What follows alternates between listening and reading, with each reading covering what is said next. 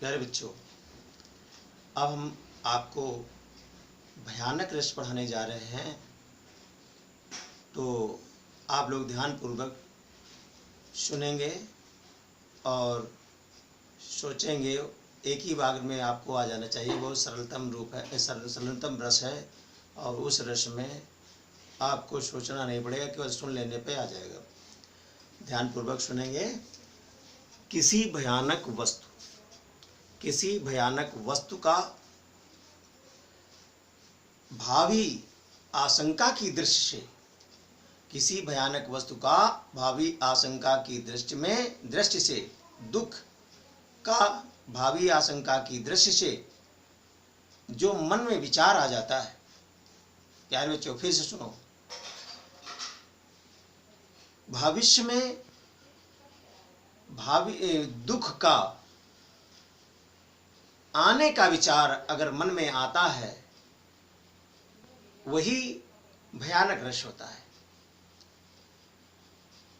जैसे इसमें भयानक रस में से जब भय नामक स्थायी भाव, विभाव और अनुभाव और व्यभिचारी भावों के संयोग से रस रूप में परिणित होता है, तो उसे भयानक रस कहते हैं।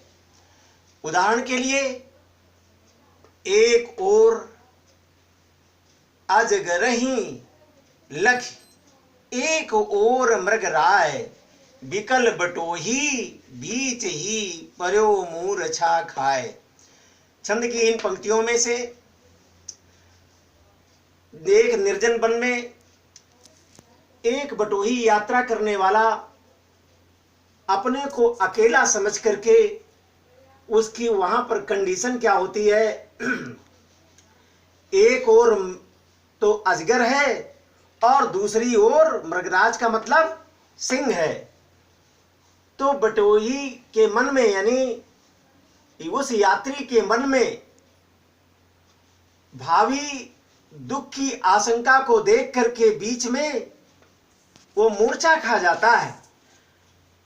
इसीलिए इसमें इसका स्थायी भाव भय और विभाव में जो आधार है, इस रस का आधार क्या है, अजगर और मृगराज का मतलब सिंह।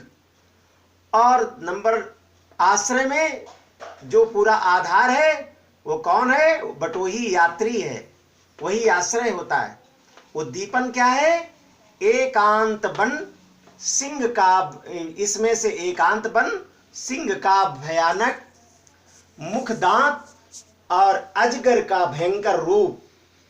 अनुभव, प्यारे बच्चे, अनुभव क्या है, कांपना, अनुभव से, डर से कांपना और उसको प्रलय का एहसास होना।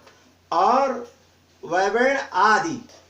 व्यभिचारी भाव क्या है, जड़ता, चिंता, शंका, विषाद, मरण आदि।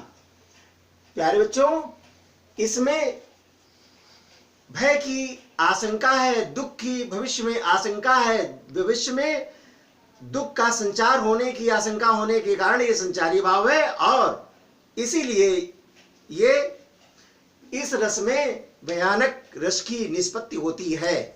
प्यारे बच्चों, आगे की वीडियो में अगला रस।